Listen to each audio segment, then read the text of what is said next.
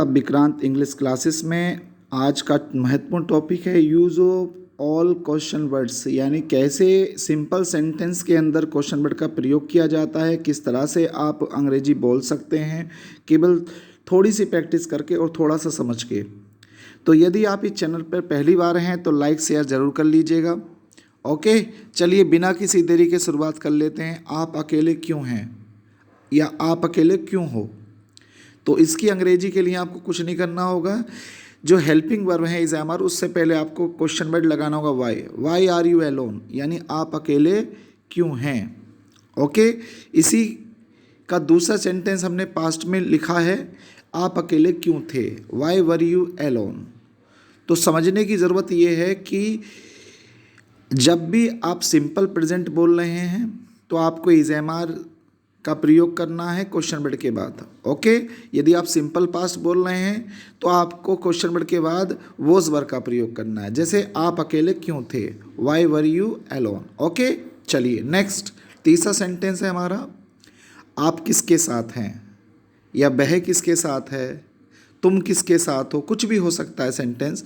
तो किसके साथ की अंग्रेजी होती है विद होम इज ही, वह किसके साथ है। जब यही बात पास्ट में हम बोलेंगे वह किसके साथ था, तो विद हुम वॉज ही। तो इन चीज़ों को समझने की ज़रूरत है आपको। अगर ये चीज़ें समझ में आ गई, अगर आप इनका यूज़ करेंगे तो आप अपनी तरफ से भी सेंटेंस बनाने शुरू कर देंगे। वह किसके साथ था, विद हुम वॉज ही बोलना है, वह किसके साथ है, विद हुम इज़ ही बोलना है। तो समझने की ज़रूरत इस चीज़ की है कि विद हुम क्वेश्चन वर्ड है, आपको पहले लगाना है, उसके बाद सब्जेक्ट अगर सिंगुलर है तो आपको इज का इस्तेमाल करना है, यदि प्लुरल है तो आर का इस्तेमाल करेंगे। ओके, उसी प्रकार पास्ट में सब्जेक्ट सिंगुलर होगा वॉज का इस्तेमाल करेंगे, सब्जेक्ट प्लुरल होगा वर का इस्तेमाल करेंगे। ओके, चलिए नेक्स्ट सेंटेंस है, वह किसके साथ था, ये तो हो गया अपना sentence with whom was he. अब तुम किसके साथ हो, यानी सब्जेक्ट बहुवचन, विद हुम आर यू बोलना है आपको। तुम किसके साथ थे, विद हुम वर यू बोलना है आपको। ओके फ्रेंड्स, तो इस तरीके से आप छोटे छोटे सेंटेंस से अंग्रेजी बोलना सीख जाएंगे। आपको समझ में आ जाएगा कि किसके साथ की अंग्रेजी क्या आती है। तो किसके साथ की अंग्रेजी विद हुम। ओके, ये दिमाग में रखिएगा। अगली बात देखते हैं, तुम किसके साथ थे, with whom were you. Okay, 7 number का सेंटेंस देखें, पिताजी अब किसके साथ हैं, with home is father now. तो with home is father now, यानी पिताजी अब किसके साथ है। आप इसी बात को ये भी पूछ सकते हो, मम्मी अब किसके साथ है, with home is mother now. ये बात आप कहीं भी कर सकते हैं। विद होम किसके साथ की अंग्रेजी है, सब्जेक्ट सिंगुलर होगा, इज आएगा, उसके बाद सब्जेक्ट लगा देना आपको। अब देखिए नेक्स्ट है, विक्रांत कहाँ है, वेयर इज़ विक्रांत। तो कहाँ की अंग्रेजी, जहाँ की अंग्रेजी वेयर आती है, दिमाग में रख लीजिए। तो वेयर इज़ विक्रांत, विक्रांत कहाँ है। अब नेक्स्ट 9 नंबर पे देखिए, विक्रांत कहाँ था, तो वेयर वॉज विक्रांत।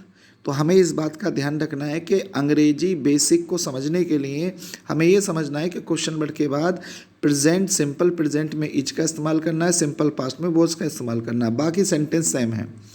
तो वेयर वॉज विक्रांत। अब यही सेंटेंस आगे देखते हैं 10th नंबर पे, अब तुम कहाँ हो। अब मान लीजिए तुमसे कोई कह रहा अब तुम कहाँ हो, या तुम किसी से पूछ रहे हो where are you now, where are you now.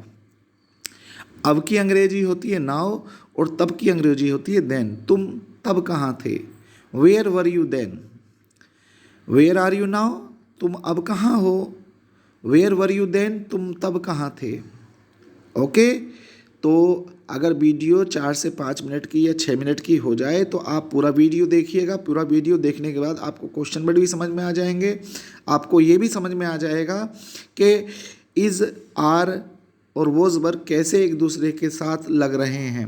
केवल एक शब्द बदल रहा है हिंदी में, तो अंग्रेजी में भी एक शब्द ही बदल रहा है।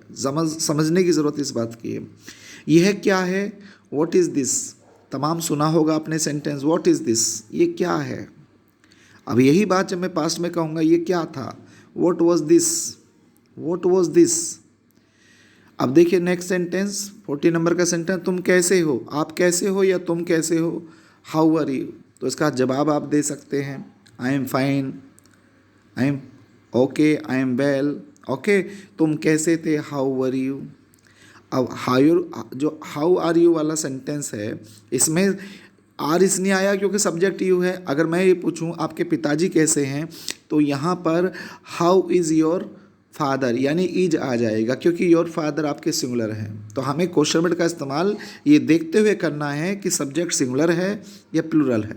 सब्जेक्ट सिंगुलर होगा तो क्वेश्चन वर्ड के बाद हेल्पिंग वर्ब सिंगुलर आती है, यदि सब्जेक्ट प्लूरल होगा तो हेल्पिंग वर्ब प्लूरल आती है।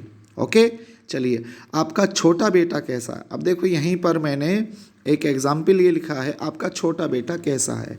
तो how is your younger son now, यानी अब आपका छोटा बेटा कैसा है, उसकी तबीयत जान रहे हैं हम, वो कैसा है।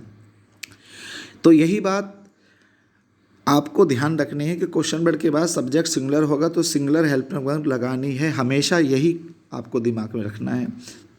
नेक्स्ट 17, ये मकान किसका है, ये दुकान किसकी है, कुछ भी XYZ, ये मकान किसका है। ओके, तो किसका, यहाँ पर थोड़ा सा मिसप्रिंट हो गया है, ये मकान किसका है, ठीक है। तो हुज हाउस इज़ दिस, इसका जो सही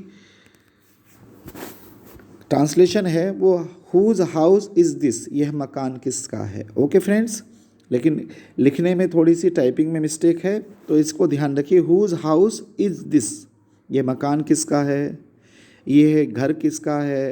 हुज होम इज़ दिस, ये मकान किसका था। हुज हाउस वॉज दिस, देखिए किसका है, किसका था। वह कौन है, हु इज़ ही, वह कौन था, हु वॉज ही।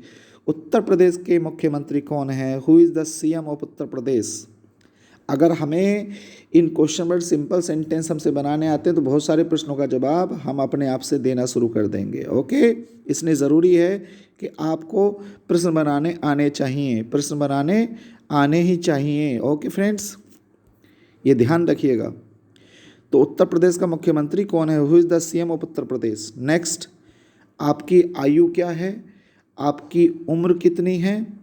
ये सारे सेंटेंस आपको हाउ ओल्ड आर यू, आपकी आयु क्या है, आपको ऐसे बोलना, हाउ ओल्ड आर यू। चलिए नेक्स्ट क्वेश्चन, मुरादाबाद में काली माता का मंदिर कहाँ है, where is the temple of Kali Mata at Moradabad. तो मैंने मुरादाबाद से पहले एट का इस्तेमाल किया है, ये ग्रामेटिकल बिल्कुल करेक्ट है, लेकिन स्पीकिंग में आप इनका प्रयोग कर सकते हैं, लेकिन इन जो है ग्रामेटिकल गलत होता है। तो आपको ध्यान रखना, छोटे छोटे शहरों से पहले एट का प्रयोग किया जाता है, चाहे वो गांव की बात हो, चाहे वो शहर हो, चाहे कोई भी नगर हो, इस बात का ध्यान रखिए। आप इस संस्थान में क्या हो, यानी आपकी पोस्ट डेजिग्नेशन पूछा जा रहा है, what are you in this institution. आप इस संस्थान में क्या हो, what are you in this institution. आपके कॉलेज में कितने छात्र और छात्राएं हैं, how many girl and boy students are there in your college. Okay, in your college जब आप क्वेश्चन पूछेंगे तो आप ऐसे पूछेंगे, how many girl and boy students are there in your college. Thanks for watching, like and share, subscribe my channel. जय हिंद। इसी तरह की वीडियो देखने के लिए, वीडियो 8 मिनट की वीडियो है लगभग, आपको पूरी देखनी चाहिए, इस MR का कंसेप्ट बिल्कुल क्लियर हो जाएगा। Thank you for watching. जय हिंद।